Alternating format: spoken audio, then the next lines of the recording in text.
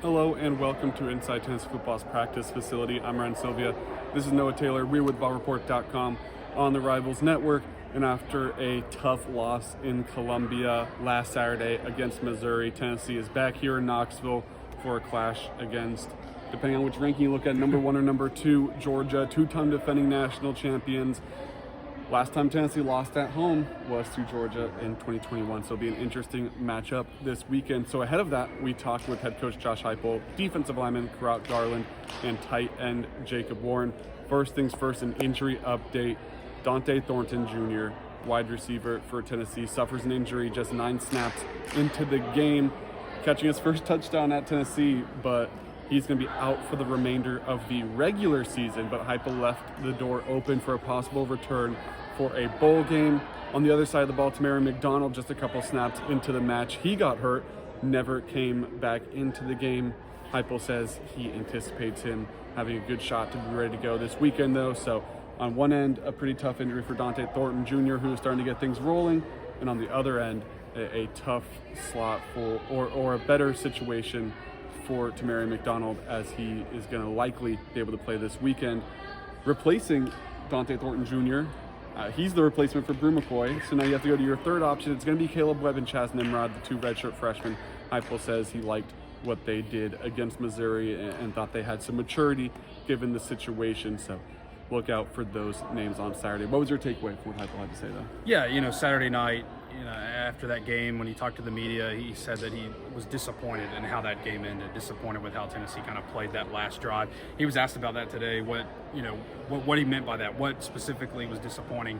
He said going back and looking at it, you kind of got, the impression that he was talking about maybe the effort of the guys late in that game.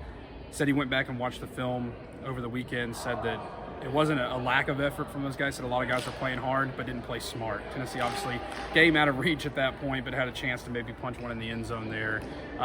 Weren't able to do that. I think got backed up when they were knocking on the door of the red zone for the first time in the game in the final minute, and then come away empty-handed. But clarified his statements there and just said that guys were playing hard, not playing smart. Obviously, that's something that's got to be corrected against a Georgia team where you have a very thin margin for error.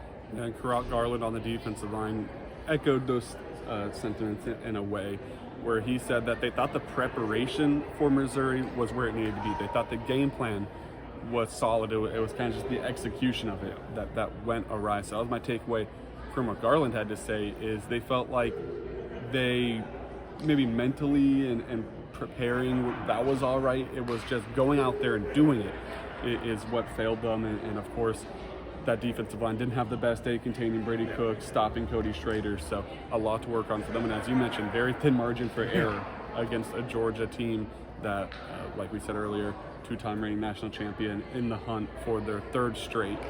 Would be a historical feat. Tennessee can hope to get in the way. That defensive line is going to have to play better for that to happen. Swing it over to the offense again, though. What was your takeaway from Jacob Warren? Yeah, a lot of the talk last week going into that Missouri game was about Tennessee's run defense.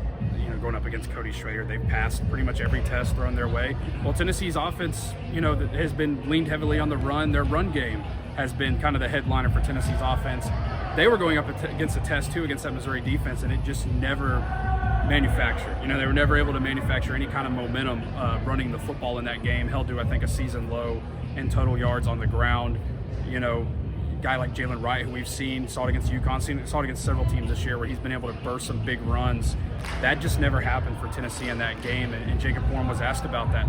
How do you handle that? How do you get back to reestablishing that in this game against Georgia defense that's going to be very good as well at stopping the run? And he said matching their energy off the ball. I think what's going to help with that energy is being able to play at home, being able to have that crowd backing you. Mm-hmm. We know Tennessee's road struggles. We saw it against Florida earlier this year. We saw it against Missouri. A lot of those pre-snap penalties move you back. And one reason you're not able to establish the run game is because you're starting 1st and 20, and you can't really run the football. You got to go out of kind of your element, go away from what works for you. I think being at home will help Tennessee, but like Jacob Warren said, matching that energy will be key. Tennessee's going to have their hands full with this Georgia team at home to figure out what else Tennessee is going to need to do to win this game. We're going to be talking with 2 assistant coaches tomorrow and a handful of players, so make sure you subscribe to the YouTube channel to not miss what they have to say, and head over to VolReport.com to get all the content you need as football season is on the final stretch. Basketball season for both men's and women's is getting underway, and baseball just wrapped up their Fall World Series, so we have coverage across all the major sports here on campus. So head over to VolReport.com for everything you need. Thank you for watching.